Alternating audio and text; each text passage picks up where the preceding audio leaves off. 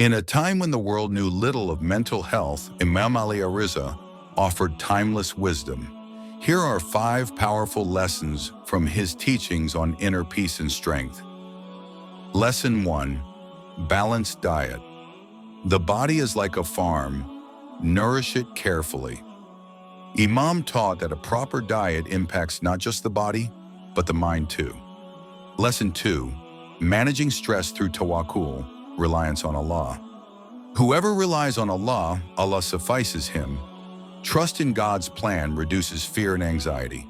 Lesson 3. Importance of sleep and rest.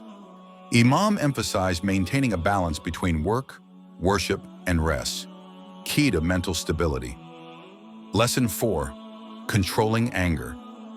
The strong is not the one who defeats others, but the one who controls himself at anger.